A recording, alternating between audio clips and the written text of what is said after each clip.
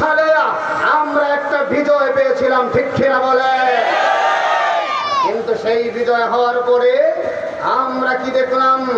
ভারতবর্ষে সংখ্যাগরিষ্ঠ হিন্দুরা সংখ্যালঘু মুসলমানদের উপরে আবার তাদের তাহজিব তামাদ্দুনকে, আবার তাদের আল্লাহর স্লোগানকে, আবার তাদের মাদ্রাসা মসজিদের উপরে আবার তারা বন্ধ করে তালা দেওয়া আরম্ভ করেছিল। ওই সময় আবার আমরা গর্জে উঠেছিলাম, আরেকটা স্বাধীনতা করে আমরা পাকিস্তান করেছিলাম, ঠিক কিনা বলো? কিন্তু মজার কথা হলো, এই পাকিস্তান কিন্তু হিন্দুদের পাকিস্তান নয়, এই পাকিস্তান কিন্তু বৌদ্ধদের পাকিস্তান নয়। ওই সময় দাদা বাবুদের সাথে আমাদের যে আন্দোলন হয়েছিল, এক হলো আল্লাহ বলা, আর একটা হলো গায়রুল্লাহ। সুতরাং এই দেশ হলো মুসলমানের দেশ, ঠিক কিনা বলে?